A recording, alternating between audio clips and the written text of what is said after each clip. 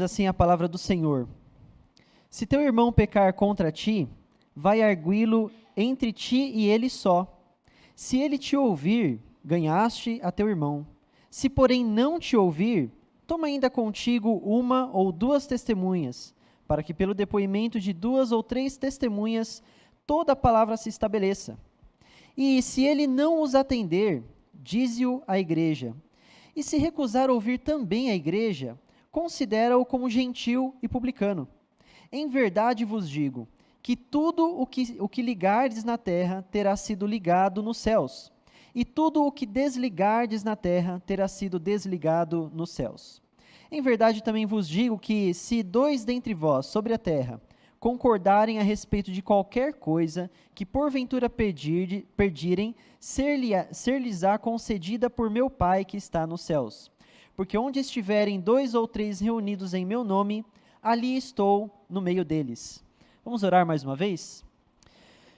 Senhor nosso Deus, nos dá a compreensão da Tua palavra, Senhor Deus. Nos ajuda a entender as verdades que o Senhor quer nos revelar, as realidades aplicadas para a nossa vida, para o nosso contexto, que precisam ser compreendidas. Nos ajuda, Deus, a depois de compreender as verdades, vencer a luta contra o pecado, Deus. E depois de vencer a luta contra o pecado, rejeitar completamente o pecado e amar completamente a Ti, Senhor Deus. E que também não sejamos individualistas nessa luta, que não sejamos pessoas egoístas, que não sejamos pessoas impessoais, mas que em nome de Cristo Jesus, amemos os nossos irmãos e auxiliemos eles nessa luta pela santidade, nessa luta por uma vida que é uma resposta ao chamado do Senhor. Oramos assim, no nome de Jesus. Amém. Irmãos, este é uma palavra dita pelo próprio Cristo, dentro de um discurso. Quando nós lemos os evangelhos, uma maneira muito boa de você entender, de você interpretar melhor o que está sendo dito no evangelho, é entender que quem está conversando com você aqui, em primeiro lugar, é claro, é o próprio Deus que está falando com você. Mas quem está lhe dirigindo a palavra é um evangelista. Esse evangelista contou a história de Jesus, ele escreveu ali uma biografia de Cristo, mas ao fazer isso, ele selecionou episódios específicos, ele selecionou fatos específicos, ele colocou numa ordem específica, que muitas vezes não é a ordem cronológica. Por quê? Porque ele tem algo a dizer. Esse evangelho que ele quer passar é o evangelho de Cristo, mas nas próprias palavras dele. E nós damos muita atenção a esses evangelistas, porque quando eles faziam isso, esse trabalho de selecionar as histórias, de selecionar os discursos de Jesus, eles estavam inspirados pelo próprio Espírito de Deus. Então, esse trecho aqui do discurso de Jesus, retratado por Mateus, está dentro de um contexto maior. Eu convido você a voltar um pouco antes ao capítulo 17, versículo 24. Geralmente, quando nos evangelhos, Jesus muda de um lugar para o outro, Jesus muda de cenário, muda também o foco do evangelista. Então, vai ser muito comum você estar lendo ali a sua Bíblia e Jesus está na Judeia. E tudo aquilo que Jesus diz e faz na Judeia tem um contexto, é algo que está sendo dito, que está sendo comunicado e ensinado para você. Talvez seja sobre o relacionamento do crente com os ímpios, talvez seja sobre o relacionamento da pessoa com Deus. Então, de repente, Jesus muda para um outro cenário, e ele vai para a Galileia, por exemplo. E lá na Galileia, a mensagem do evangelho vai ter um outro foco. Aqui, Jesus está em Cafarnaum. E uma pessoa muito querida de Jesus morava em Cafarnaum. Pedro morava em Cafarnaum.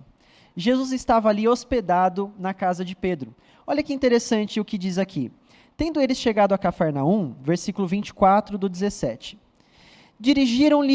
dirigiram-se a Pedro os que cobravam o imposto das 2 dracmas e perguntaram: não paga o vosso mestre as 2 dracmas? Chegaram 2 pessoas, 2 judeus, e falaram para Pedro: o seu mestre, Jesus, ele não paga o imposto das 2 dracmas? E a gente pode se perguntar, que imposto é esse das 2 dracmas, né? Eu conheço o imposto de renda, eu conheço o imposto sobre o salário, enfim, eu conheço muitos tipos de imposto aqui no nosso país, né? Mas eu não conheço o imposto das 2 dracmas. Essa história, ela começa muito tempo atrás, em Êxodo capítulo 30, do versículo 11 até o 16. O que acontece em Êxodo 30, do 11 ao 16? Deus estabelece uma lei para o povo que tem a ver com o recenseamento, ou seja, todos os momentos em que o povo seria contado. Quando o povo era contado, se você fosse maior de 20 anos, oficialmente arrolado ali como membro do povo de Israel. Então a pessoa já tinha sido batizada há muito tempo, batizada não, né? Circuncidada há muito tempo, mas ela entrava mesmo digamos, no hall de membros, nesse recenseamento. Mas havia uma lei de Deus, que era que cada pessoa que fosse contada no recenseamento deveria pagar um valor em prata. Esse valor em prata servia para quê? Para que cada pessoa tivesse a consciência do seguinte: eu sou parte do povo de Deus, mas eu sou um miserável pecador. Eu não mereço fazer parte do povo de Deus, mas um preço foi pago pela minha vida, de forma que agora eu posso fazer parte do povo de Deus. É claro, eles não tinham completa compreensão do que isso significava, mas nós temos. Eles precisavam guardar essa lei, porque essa lei apontava para o Cristo, que pagaria o preço por eles. E é por isso que essa oferta em prata era chamada de uma oferta de expiação pelo pecado. Então já pensou? Vai ser feito um recenseamento, para você poder ser contado, você tem que pagar ali um valor em prata, um valor muito pequeno, ele era praticamente simbólico, mas ele tinha que ser pago. Vocês se lembram de ter lido na Bíblia, em algum momento, o episódio em que Davi contou o povo, e porque ele contou o povo, Deus ficou muito irado contra ele e contra o povo, e enviou uma praga, e muitas pessoas morreram. Talvez você já tenha visto essa história. E a gente se pergunta, o que tem a ver contar o povo? Não sabia que era pecado contar o povo. Será que fazer chamada na EBD é pecado? E agora? E se a gente contar o hall de membros da igreja, será que é pecado? A questão é que ele não obedeceu o mandamento de pagar ali o valor em prata. Ele estava descumprindo aquele mandamento. E quando isso acontecia, o coração do povo se ensoberbecia. Olha, já somos 15 milhões, já somos 30 milhões, olha como nós somos grandiosos, e eles se esqueciam de que eles eram miseráveis pecadores. Bom, agora olha esse dilema. Jesus Cristo é o Filho de Deus. Jesus Cristo nunca pecou. Jesus Cristo não precisa de expiação pelo seu pecado, porque ele nunca pecou. E aí chegam aqueles judeus e falam para Pedro assim, escuta, o teu mestre não paga não as 2 dracmas que tem que pagar? Bom, Pedro falou, sim, ele paga, porque de fato Jesus pagava todo tipo de imposto. Ele jamais se negava a pagar um imposto, seja para os romanos, seja para os judeus. Mas, quando Pedro saiu dali e encontrou Jesus, sabendo de tudo que tinha acontecido, falou para Pedro assim, escuta Pedro, quando um rei cobra imposto, ele cobra imposto dos seus filhos e das suas filhas, ou ele cobra imposto dos seus súditos? Pedro prontamente respondeu, não, ele não cobra imposto dos filhos de jeito nenhum, ele só cobra imposto dos súditos. E Jesus falou, é verdade, então os filhos estão isentos de pagar imposto. Mas para que eles não se escandalizem, vá até o rio, jogue o anzol, você vai pegar um peixe. Abre a boca desse peixe, lá vai ter uma moeda chamada estátema. Estátema. Essa moeda vai pagar o imposto por mim e por você, para que nós não escandalizemos essas pessoas. O que significa a palavra escandalizar? Escandalizar não é uma palavra que vem do nosso idioma. Escandalizar, escândalo, é uma palavra que vem do idioma grego, que significa escândalon, né? Que a palavra é escândalon, que significa literalmente tropeçar. Então, escândalo não é você ficar chocado, né? Para nós hoje, na nossa cultura, já tem esse significado, mas originalmente não para a gente não escandalizar ele, a gente vai pagar o imposto para eles não ficarem, nossa, você viu que eles não pagaram imposto? Não é isso.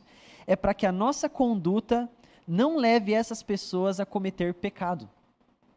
Depois que esse episódio acaba, começa o capítulo 18, dentro do mesmo discurso, ainda lá em Cafarnaum, ou seja, ainda está dentro do mesmo contexto.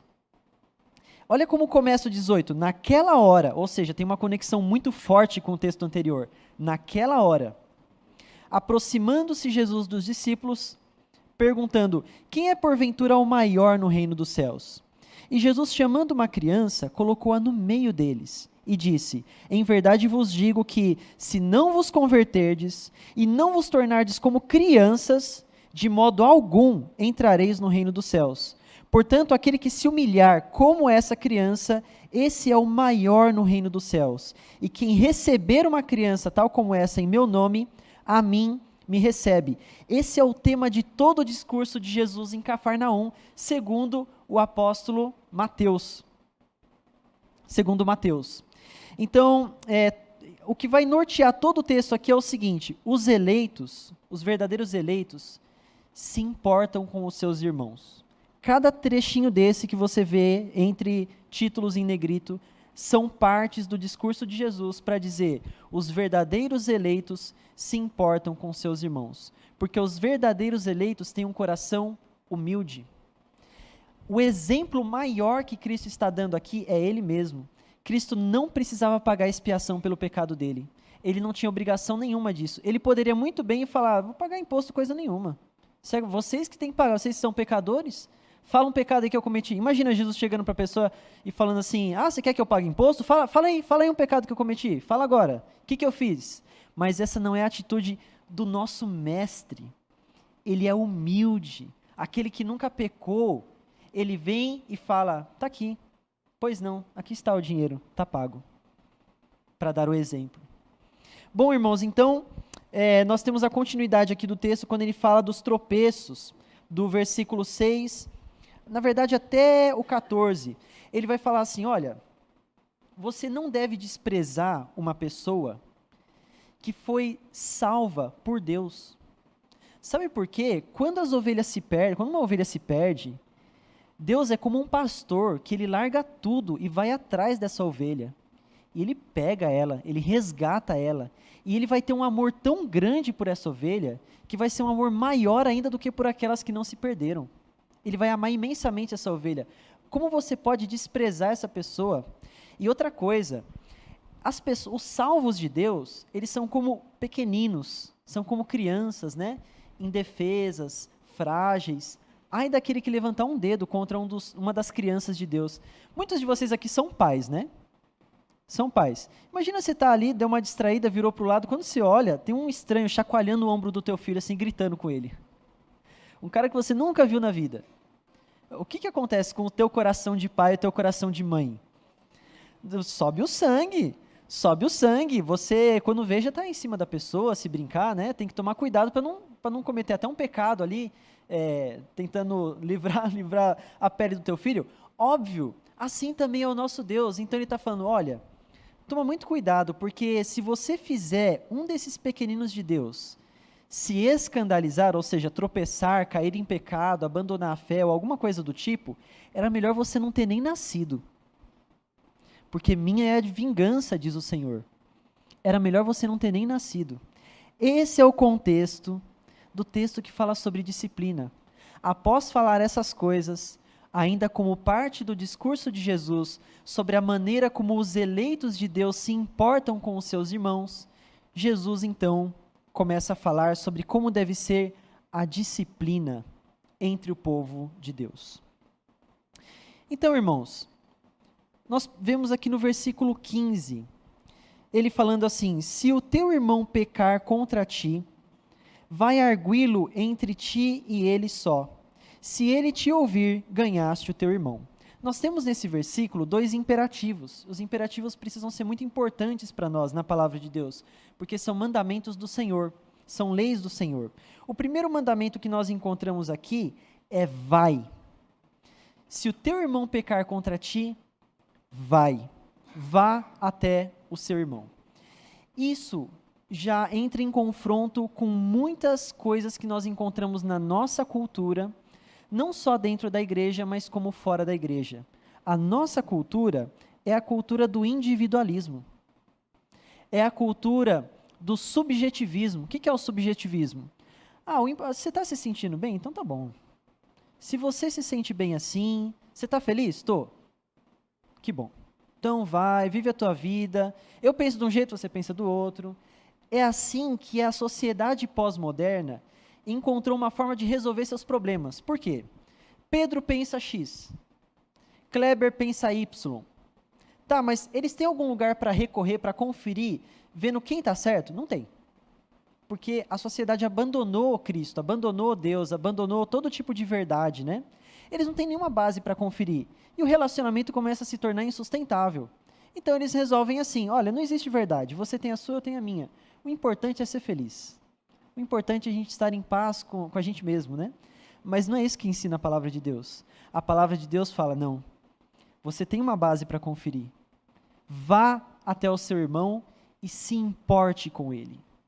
Dê a cara a tapa. Corra o risco de não ser mais tão querido pelo seu irmão.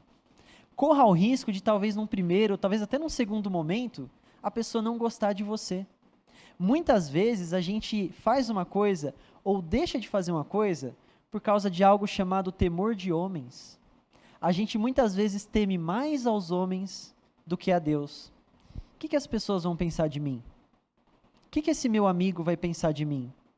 Ah, com certeza ele vai olhar para mim e vai falar, quem é você para me julgar? Ou talvez essa família inteira vai se afastar de mim. Ou talvez a igreja vai pensar algo errado a meu respeito. Ou talvez eu simplesmente não quero ter que lidar com esse tipo de situação, isso é incômodo, mas a Bíblia fala, não, vence o comodismo, vence o desconforto, vai lá e fala com o seu irmão. Mas além de você se importar com o seu irmão, você deve se importar também com a igreja. Quando você confronta um irmão com relação a um pecado, quando você vai até ele, você não está se importando apenas com ele especificamente, mas com a igreja. Porque quando nós toleramos o mal no meio da igreja, isso traz sérios prejuízos para os que já pertencem à igreja. Além disso, quando você não vai ao seu irmão, quando você não corrige o pecado, isso traz um sério prejuízo para o nome do Evangelho, para o nome de Cristo. Meus irmãos, quantas igrejas não pecam contra o mandamento de tomar o nome do Senhor em vão, ao tolerar o pecado? Eles estão considerando o nome de Deus como pouca coisa. E por causa disso, o nome de Cristo é mal falado entre os ímpios. Muitas vezes por causa de falta de postura dos cristãos, de ir lá e confrontar o pecado, de se posicionar. Mas é interessante você observar que esse vai, além de você se importar com o seu irmão e com a igreja, além de você estar fugindo desse comodismo, fugindo dessa impessoalidade, você está também recorrendo à verdade da palavra de Deus para repreender o seu irmão. Esse aqui é o segundo imperativo. O primeiro é vai. O segundo é repreende.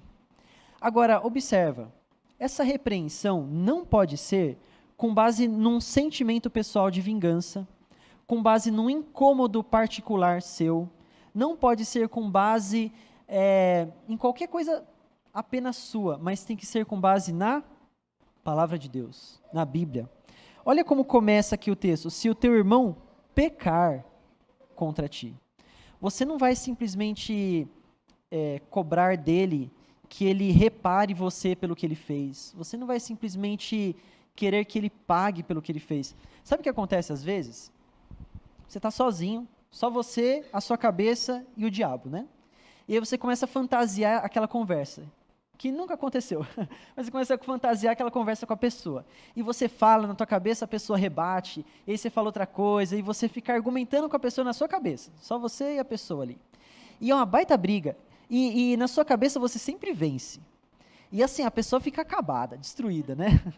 É aquela coisa que você derrotou ali e teve vitória. E aí você vai falar com a pessoa e a pessoa reconhece o erro dela. E dá até uma frustração, né? Você não queria, muitas vezes, o sentimento pecaminoso nosso. Você queria a briga mesmo. Você não queria que a pessoa se arrependesse. Você queria, né, ver a coisa ali ficar feia. Você queria mostrar para ela, na cara dela. Irmãos, Jesus Cristo fala, olha, cuidado para você não julgar uma pessoa de uma maneira que você mesmo seja digno de ser julgado. É isso que quer dizer, não julgueis para não seres julgados. Não julgue de uma maneira que quem deva ser julgado é você. Por isso que ele fala, cuidado para... você vai tirar o cisco do olho do seu irmão e tem um galho de árvore atravessado no seu olho. Porque o pecado está consumindo o seu coração e muitas vezes a amargura que você traz é muito maior do que o pecado que causou a amargura. Por isso, irmãos, a nossa preocupação deve ser com o irmão e trazer esse irmão de volta para o caminho do Senhor, com amor, com ternura, com doçura, com bondade e com a palavra de Deus na nossa mão. Se o teu irmão pecar contra ti. Outra coisa interessante, você deve repreendê-lo em particular. Então você deve ir a ele se importando com ele, você deve repreender o seu irmão baseado na palavra, você deve repreendê-lo com amor, mas você deve também ir a ele só. Vamos pensar qual que é o contrário disso. Qual que é o contrário de você repreender o seu irmão em particular? Primeiro, é você repreender ele na frente dos outros. Olha, irmãos, isso é muito constrangedor. Às vezes, nesse nosso desejo de fazer a pessoa pagar pelo que ela fez, ou nesse nosso desejo mais pecaminoso que o pecado da pessoa, você quer expor ela ao ridículo. E não é assim que Deus nos ensina a tratar o pecado dos nossos irmãos.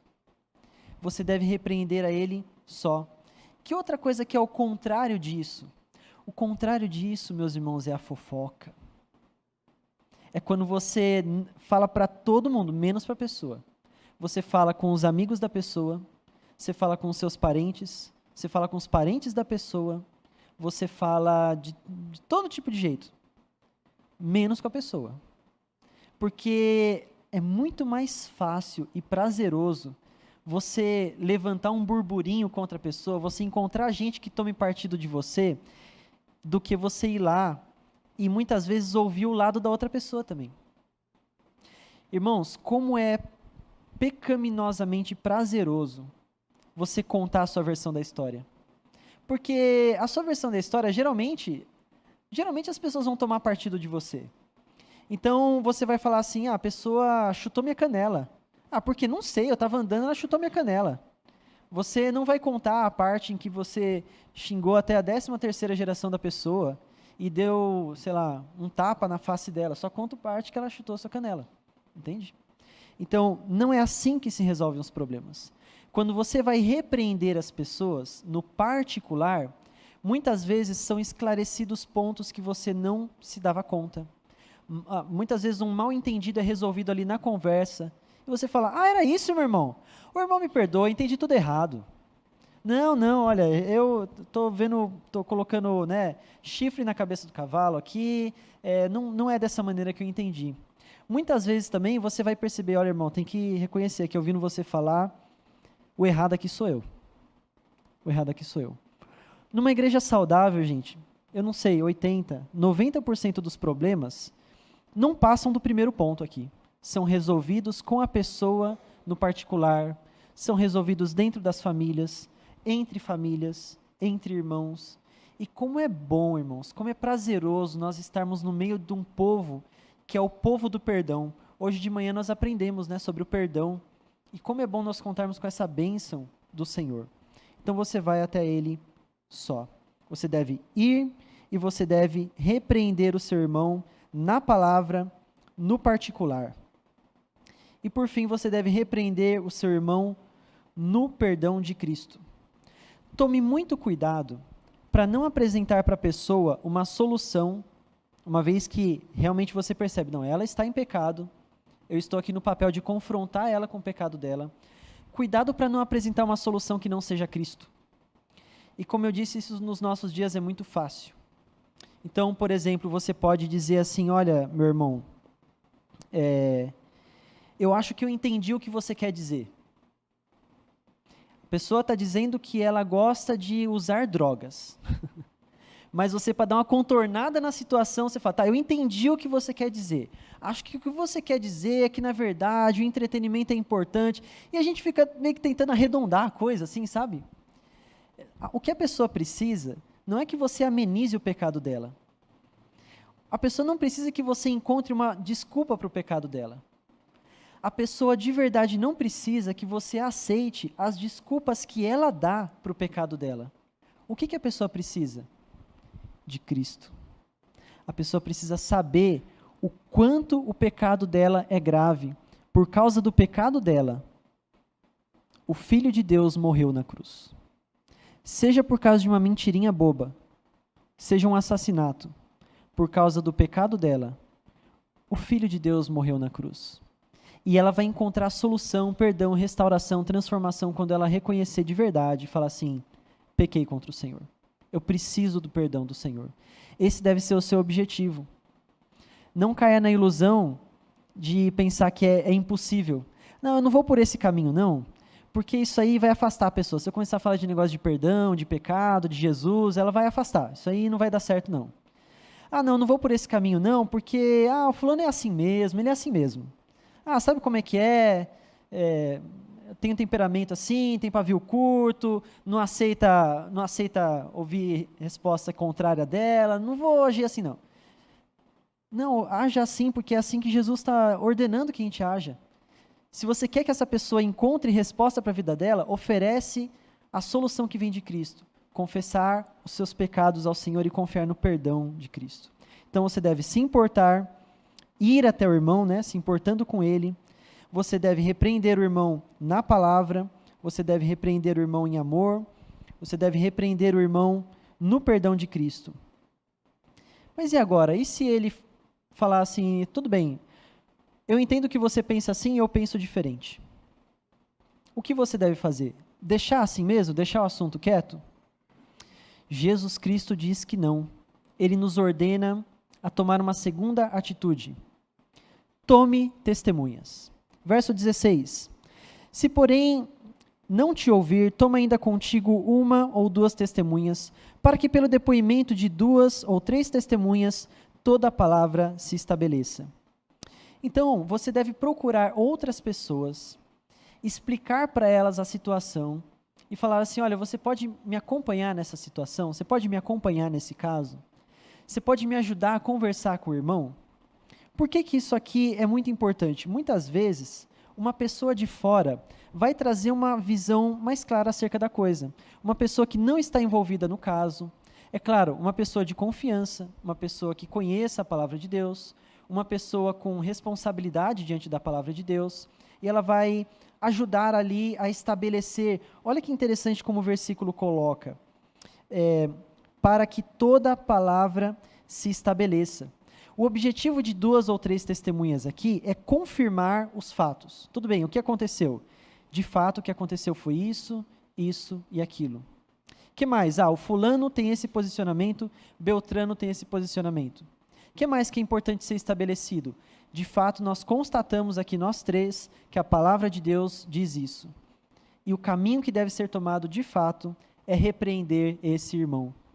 E aí aquele irmão, ele vai perceber que não é só uma pessoa que está falando com ele, não é algo pessoal, ela não está falando aquilo porque ela está com um sentimento de vingança, tem outros irmãos preocupados também. E aí, meu irmão, é interessante você não chamar pessoas da tua família, por exemplo, simplesmente para ir tratar aquele caso, né? Ou chamar pessoas que já têm um histórico de te defender nas situações. Procura uma pessoa que talvez seja ali uma autoridade na igreja, uma pessoa reconhecida em resolver casos e situações, uma pessoa que tem um papel ali de pacificador e possa apresentar ali a autoridade da palavra de Deus. Mas e se aquela pessoa não der ouvidos a 2 ou 3 testemunhas? E se aquela pessoa ainda está dura? E até aqui, entendo, irmãos, que ficou consolidado, já ficou comprovado tudo, né? Toda a palavra foi estabelecida. Já ficou comprovado que aquela pessoa está vivendo em pecado. Aquela pessoa está amando mais o pecado do que a Cristo. Ela precisa ser alertada. A igreja precisa afastar aquele pecado dela. Então, tanto pela igreja quanto pela pessoa, o amor tem que ser estabelecido ali na luta contra o pecado. E agora o que nós fazemos? E aí vem um texto importante aqui. 17. E se ele não os atender, o outro mandamento, dize-o à igreja. Então, quais são os imperativos? Vai, repreende ele, em particular, toma testemunha, se em todo esse processo ele não se arrepender, dize-o à igreja. Dize-o à igreja, a gente tem que ter uma certa interpretação aqui desse texto. Por quê? Muitas vezes, especialmente no passado, em muitas igrejas, como que acontecia a disciplina, né? Então, irmãos, a gente vai disciplinar uma irmã X aqui, surpreendida em adultério. Vamos chamar a irmã aqui na igreja, na frente da igreja, vem a irmã na frente da igreja. Está aqui a irmã que foi... Então, não é essa a ideia, tá, gente? Muitas vezes, na palavra de Deus, quando fala da igreja, está se referindo às autoridades da igreja, às pessoas que têm autoridade para tomar as decisões pela igreja. Aqui na nossa igreja é uma igreja presbiteriana, uma igreja que funciona com um conselho. Então, quem vai tomar esse tipo de atitude de decisão é o conselho. Então, o conselho vai tratar muitos casos, muitas vezes, que não vêm a ser do conhecimento da igreja. E não precisa. Com qual objetivo seria do conhecimento da igreja? Com qual objetivo você ia ficar sabendo de um pecado que atormentou a vida do irmão, ele se arrependeu do pecado diante de Cristo e se converteu? Se aquele irmão tiver intimidade com você, um dia ele vai contar, falar, olha irmão, um dia eu fiz uma besteira, graças a Deus, porque Deus foi misericordioso comigo e me perdoou. Olha irmão, você sabe o irmão tal? Um dia ele me ajudou muito, viu? Ele foi me aconselhar, me buscou, tal. Talvez um dia você fique sabendo, mas sempre o motivo vai ser a glória de Deus. Todo mundo ficar sabendo do pecado de todo mundo, muitas vezes não glorifica a Deus, entende? Então o conselho, ele vai tratar aquela questão no particular. A gente tem uma regra, geralmente, na igreja, que é assim, pecados que não são públicos são tratados de modo particular. Então, chama aqui os envolvidos, as pessoas que estão sabendo, a gente conversa com todo mundo, olha, o irmão está sendo tratado, ele está sendo acompanhado, ou o irmão está em disciplina, ou alguma coisa assim. Eventualmente, existem casos de pecado público, pecado que todo mundo conhece, ou de alguma maneira, mais cedo ou mais tarde, todo mundo já vai ficar sabendo. Desse caso não tem jeito, precisa ser comunicado para toda a igreja. Irmãos, sabem aquele caso tal, caso XYZ, ele está sendo tratado.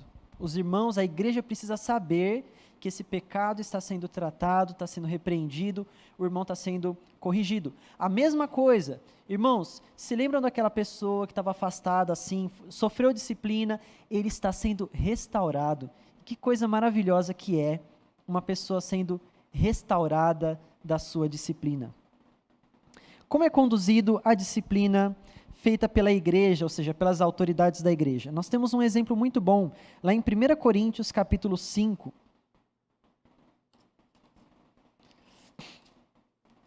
Em 1 Coríntios 5, o apóstolo Paulo fica sabendo que tem um irmão lá, um irmão da igreja, uma pessoa da igreja, que ele está envolvido em relacionamento de adultério com a mulher do pai dele, com a madrasta dele. O cara está tendo um caso com a madrasta dele. E Paulo fala assim, gente, o que está acontecendo? Vocês estão tolerando esse pecado, todo mundo sabe, a igreja sabe, ninguém faz nada, não tem um filho de Deus para falar assim, gente, está errado isso aqui. Olha o que diz. Geralmente se ouve que há entre vós imoralidade, e imoralidade tal como nem mesmo entre os gentios. Isso é, haver quem se atreva a possuir a mulher de seu próprio pai. E contudo, andais vós ensoberbecidos, e não chegaste a lamentar, para que fosse tirado do vosso meio quem tamanho ultraje praticou. Eu, na verdade, ainda que ausente em pessoa, mas presente em espírito, já sentenciei, como se estivesse presente, que o autor de tal infâmia seja, em nome do Senhor Jesus, reunido vós e o meu espírito, com o poder de Jesus nosso Senhor, entregue a Satanás, para a destruição da carne, a fim de que o espírito seja salvo no dia do Senhor. Esse é um caso drástico de um pecado público que a igreja precisava tratar e não estava tratando. E Paulo repreendeu severamente a igreja e falou assim, tratem de disciplinar imediatamente esse cara, porque o pecado dele, nem os vizinhos de vocês estão praticando. Vocês estão blasfemando contra o nome de Cristo. Vocês estão ofendendo a santidade de Deus, encorajando os irmãos da igreja a praticarem pecados iguais, ou pior, ajam imediatamente para corrigir isso. E ajam assim, para o bem dele. Olha o que ele fala no final, entrega ele para Satanás. O que significa isso? Significa que quando a igreja exercer a disciplina dela, aqui na terra, Deus exerce a disciplina dele no céu. De uma maneira maravilhosa, irmãos, Deus condiciona muito das ações dele às ações nossas. Entenda, tudo está debaixo da soberania de Deus. Nenhuma folha cai de uma árvore, nenhum passarinho pia sem que isso esteja debaixo da soberania de Deus. Mas naquilo que compete a nós, conhecer e praticar, Deus demonstra que muitas bênçãos dele ele retém para que ele libere essas bênçãos debaixo de ações nossas. E uma dessas ações de Deus que depende da nossa ação, por exemplo, é a disciplina. Quando nós excluímos uma pessoa da comunhão, Deus exclui aquela pessoa da comunhão. A gente vai ver isso melhor mais adiante no texto. Mas aqui, basta dizer que o objetivo é que agora essa pessoa não tem mais essa bênção especial de Deus, essa proteção especial de Deus, esse cuidado paterno, esse alimento espiritual. Se ela não está debaixo do guarda-chuva de Deus, ela está debaixo do guarda-chuva de quem? De Satanás. Tá, mas o objetivo é que a pessoa realmente seja prejudicada apenas, é isso? Não, é porque quando a pessoa sentir a angústia de estar realmente longe dos caminhos de Deus, ela vai se lembrar como é precioso estar debaixo dos cuidados do Pai. E essa dor, essa dificuldade, vai fazer ela, como filho pródigo, falar, nossa, se eu fosse pelo menos um servo do meu pai, a vida seria melhor. E ela vai correr voltando para os braços do pai, e vai encontrar um pai que já está de braços abertos há muito tempo. E na figura de quem ela vai encontrar esse pai de braços abertos? Na figura da igreja. Porque quando essa pessoa se arrepender, ela vai encontrar uma igreja de braços abertos, falando, meu irmão, nós amamos você. É claro que nós aceitamos você de volta. Glória a Deus pela tua vida. É assim que acontece a disciplina. Esse é o último caso.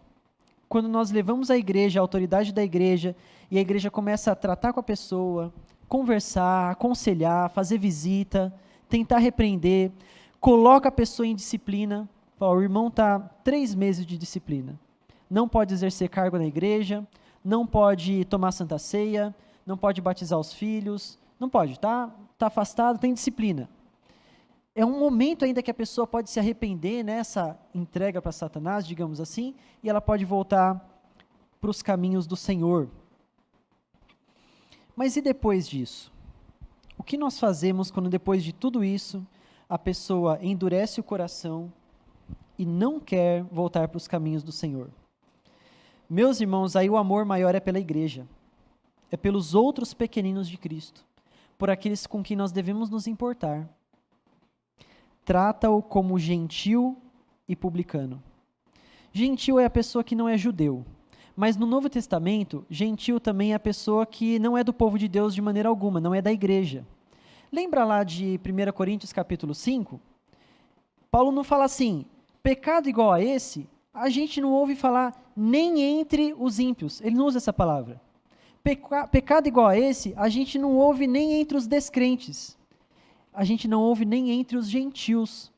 Mas a igreja de Corinto é uma igreja de gentios. Eles não são judeus. Gentil ali está sendo utilizado no sentido de a pessoa não é filha de Deus. Então, trata essa pessoa como alguém que não é mais filho de Deus. Que palavras pesadas, meus irmãos, que palavra difícil, mas é o que o texto diz. Se depois de tudo isso a pessoa ainda quiser amar mais o pecado do que a Deus, entregou completamente o coração dela à perdição, pode tratar essa pessoa como um gentil. Lá em Hebreus capítulo 6, nós temos um texto que fala assim, é impossível que aqueles que um dia estiveram no nosso meio, participaram dos mistérios do mundo vindouro, dos dons do Espírito Santo, da comunhão. Ele dá uma lista de coisas ali que são coisas de crente mesmo, dom do Espírito Santo. E caíram, é impossível renová-los outra vez ao arrependimento. Esse e caíram não quer dizer simplesmente a pessoa caiu em pecado, mas a pessoa abandonou o barco. A pessoa abandonou a fé, ou a pessoa abraçou um tipo de cristianismo que simplesmente não existe, ou a pessoa deliberadamente quer ser cristão, mas também quer viver entregue a um tipo de idolatria, já passou por todo o processo e abandonou a fé.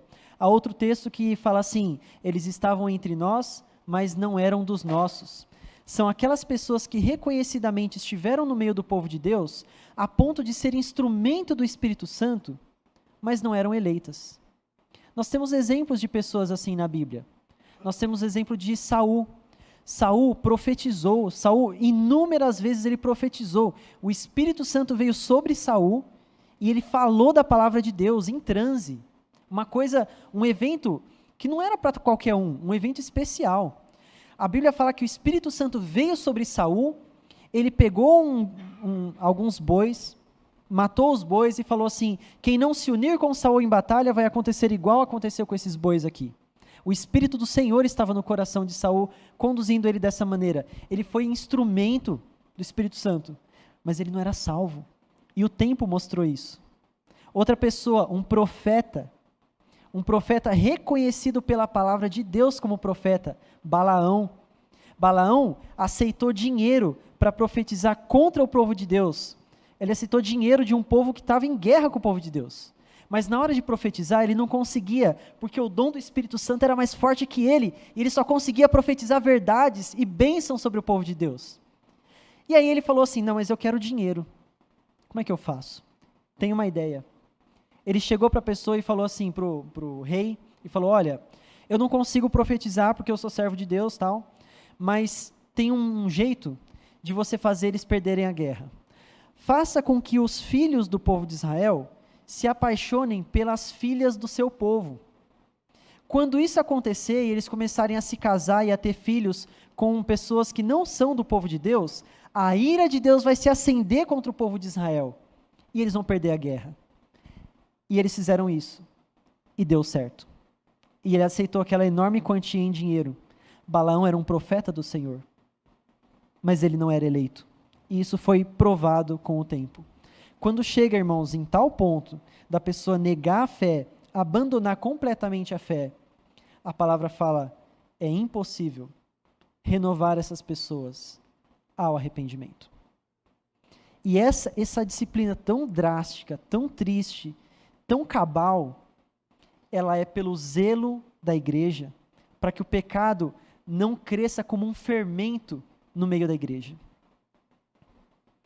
Irmãos, tanto aqui na parte da disciplina da igreja, que a pessoa ainda está sendo tratada, muitas pessoas passam por disciplina desse tipo, né? Tanto no momento em que a pessoa é realmente definitivamente considerada como gentil, a gente tem que ter uma atitude honesta e sincera diante da palavra de Deus. Muitas vezes, gente, a gente vê pessoas tão afastadas da igreja, tão disciplinadas, tão excluídas da comunhão. Aí vai comer churrasco com a pessoa. Aí a gente vai para festa de aniversário, vai para show, vai para isso, vai para aquilo, e é super amigo, e ainda fala, não, ó, entre mim e você está em disciplina, tá certo, mas entre mim e você nada mudou, porque para mim você é meu amigo, isso aí para mim é mais importante que tudo. É pecado, é pecado agir dessa maneira. Nós temos que excluir aquela pessoa da comunhão, seja para que ela retorne, seja para preservar o povo de Deus, né? Voltando lá no caso de Coríntios, meus irmãos, olha que interessante. 1 Coríntios 5, agora do 8 ao 11. Ele fala assim, por isso, celebremos a festa. Ele está fazendo uma alusão aqui à festa da Páscoa, que era celebrada com pão sem fermento, tá? Celebremos a festa, não com o velho fermento, nem com o fermento da maldade e da malícia, e sim com os asmos é o nome desse pão sem fermento, tá? Com os asmos da sinceridade e da verdade. Já em carta vos escrevi que não vos associeis com os impuros. Aí você pode pensar, tudo bem, mas e as pessoas do meu trabalho que são impuras? Mas e as pessoas da minha família que não são salvas? Como é que eu faço? Mas olha a continuação do texto. Refiro-me com isso, não propriamente aos impuros deste mundo, ou aos avarentos, aos roubadores ou idólatras, pois nesse caso teríeis que sair do mundo. Mas agora vos escrevo que não vos associeis com alguém que, dizendo-se irmão, for impuro, avarento, idólatra, maldizente, beberrão, roubador. Com esse tal, nem ainda comais. Na palavra de Deus, meus irmãos, sentar-se à mesa de uma pessoa é um ato extremamente simbólico. A Santa Ceia é a mesa do Senhor. Nós nos assentamos à mesa com Cristo e o seu povo para participar de uma refeição. Em todo o Antigo Testamento, quando você queria selar uma aliança com uma pessoa, você tinha uma refeição com ela. Você participava com ela de uma refeição.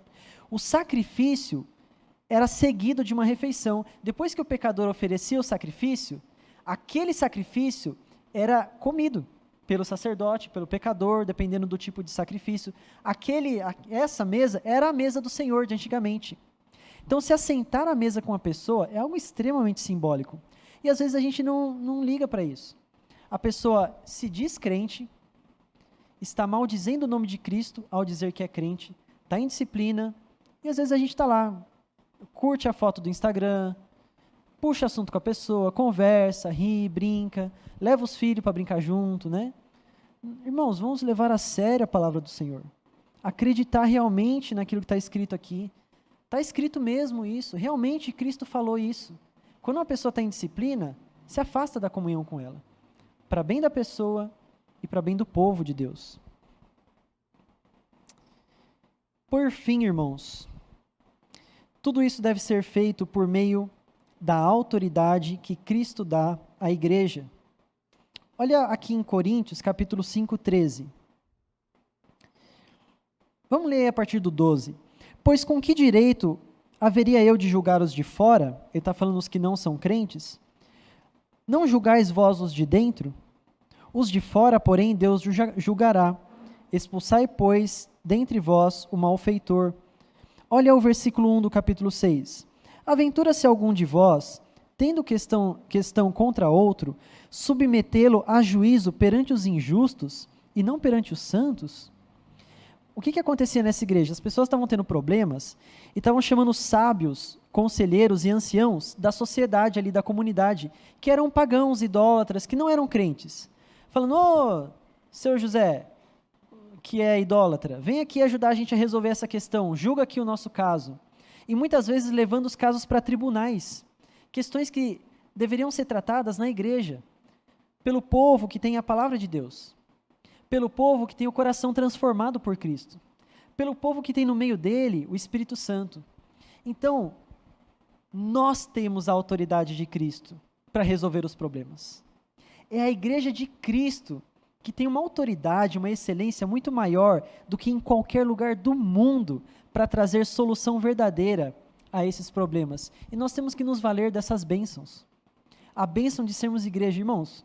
Muitas vezes a gente fala mal da igreja. Muitas vezes as pessoas falam mal de igreja. Ah, porque igreja é isso, igreja é aquilo. Tem os desigrejados, né? Falam, não, igreja é coisa dos homens. Olha, não existe nada mais precioso no mundo do que a igreja. Não existe nada mais perfeito e precioso no mundo do que a igreja de Cristo. Não é à toa que ela é a noiva de Cristo. Ela é a noiva de Cristo e por isso ela é tão pura e tão bela. É aqui que nós vamos encontrar resposta para os nossos problemas. Porque é na igreja que é anunciado o Evangelho de Cristo. Você não acessa Cristo só você sozinho, sem precisar de mais ninguém. É claro, você busca Deus e você o encontra.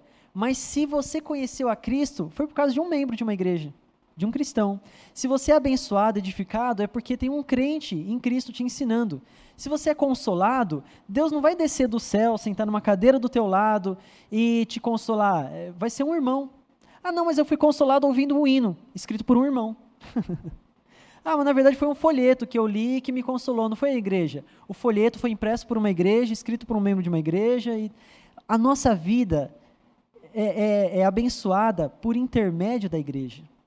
E é por meio da igreja que a verdadeira disciplina acontece. Por fim, meus irmãos, para concluir, lá em 2 Coríntios, capítulo 2, versículo 5,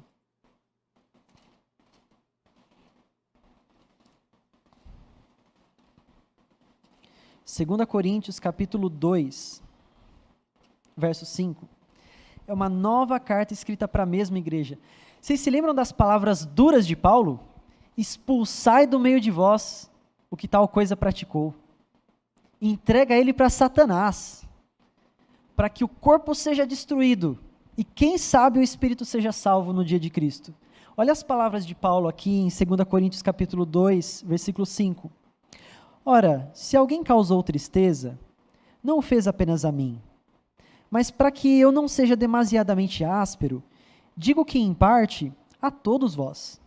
Basta-lhe a punição pela maioria, de modo que deveis, pelo contrário, perdoar-lhe, confortá-lo, para que não seja o mesmo consumido por excessiva tristeza. Pelo que vos rogo que confirmeis para com ele o vosso amor. E foi por isso também que vos escrevi, para ter prova de que em tudo sois obedientes.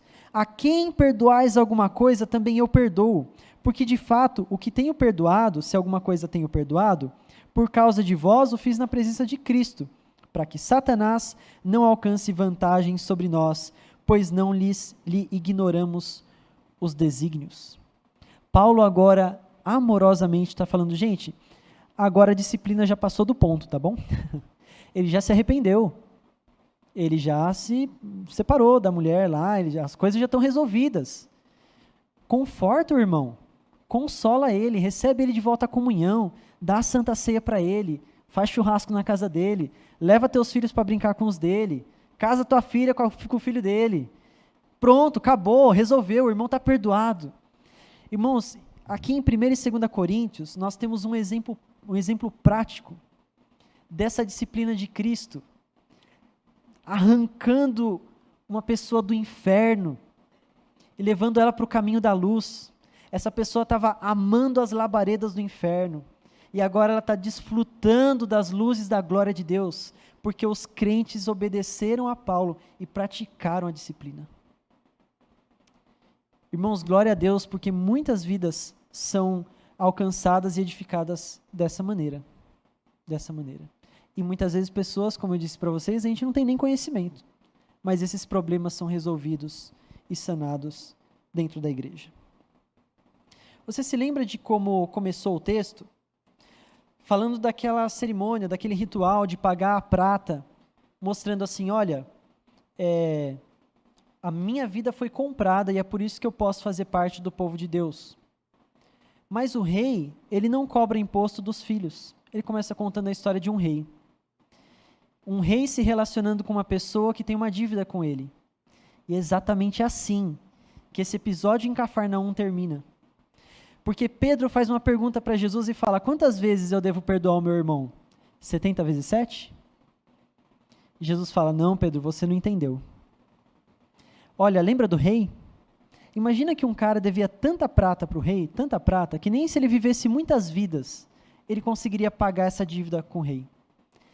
E o rei, olhando para aquela pessoa, suplicando misericórdia para ele, olhou para ele e falou, olha, quer saber? Toda a sua dívida está perdoada.